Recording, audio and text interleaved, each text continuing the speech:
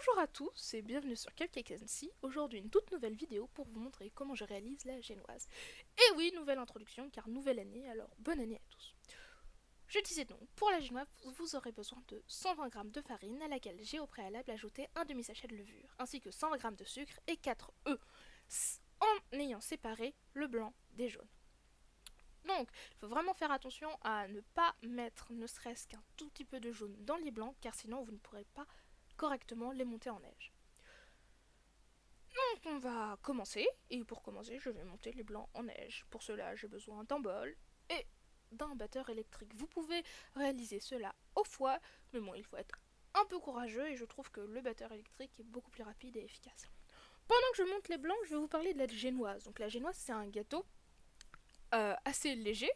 Vous avez peut-être entendu parler de ça en tant que sponge cake, donc qui est on va dire l'appellation anglaise. Et donc ce gâteau très léger est souvent utilisé pour des pièces montées ou des structures. Étant donné qu'il est vraiment léger, on peut superposer facilement des couches les unes sur les autres sans risque d'écrasement. Passons. À présent, à l'aide d'une spatule, vous allez ajouter le sucre au blanc monté en neige, comme ceci. Donc j'utilise une spatule pour éviter de trop casser mes œufs. C'est-à-dire qu'ils sont assez fermes, ils sont correctement montés en neige, et si j'utilise directement le fouet ou le batteur électrique, il risque de redescendre, on va dire, trop vite. C'est pour ça que j'utilise le fouet. Mais une fois que l'appareil, donc le mélange est lisse et homogène, comme vous le voyez, je peux passer au fouet et continuer de mélanger et apporter encore un peu d'air au mélange. Donc vous pouvez très bien réaliser cette étape à l'aide du batteur électrique, mais je préfère utiliser le fouet car je suis sûre de gérer le dosage, etc., etc. À présent, je prends les jaunes que je mélange. Il ne faut pas les mettre entiers car ce sera plus de travail à faire avec le fouet alors que vous pouvez très bien le faire avec une cuillère, comme cela.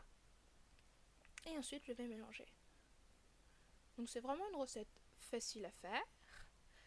Et donc, pour un rendu écrit, vous avez tout dans la description, juste en dessous, où je vous guide étape par étape avec mes petites astuces et commentaires en plus de la recette originale.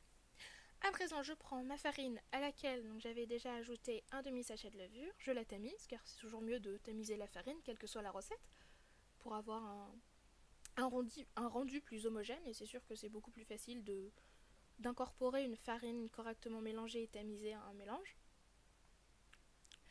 Donc voilà. À présent, vous voyez que je fais un peu attention sur les rebords, mais bon, une fois que je vois que c'est bien incorporé, je peux prendre un peu de vitesse et surtout faire entrer de l'air. C'est pour ça que je penche le bol pour pouvoir avoir un bon maintien,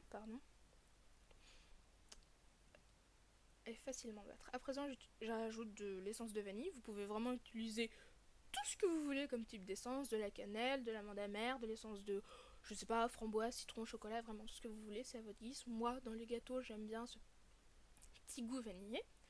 Donc ensuite, vous allez chemiser un moule. Donc moi, j'utilise un moule en silicone parce que c'est ce que j'ai. Vous pouvez vraiment utiliser tous les moules, qu'importe. Donc vous le chemisez vraiment pour avoir un rendu assez plat et lisse. Comme moi, pour cette génoise, j'ai réalisé ensuite une structure. Donc un gâteau aux fruits rouges. C'est pour ça que j'avais vraiment besoin de quelque chose d'assez plat pour avoir un rendu le plus rectiligne possible. Donc là vous voyez, j'ai divisé ma pâte en deux. Donc c'est pas vraiment la moitié, on va dire c'est 40% et 60%, et là c'est 40% du tout, car je voulais vraiment que la base soit plus épaisse. Donc là ce que vous voyez c'est le haut, et là à présent sur le fond bleu c'est le bas. Donc voici le gâteau, et normalement je mettrai sur YouTube la vidéo jeudi. Donc merci beaucoup d'avoir regardé et abonnez-vous pour rester au courant, et encore une fois,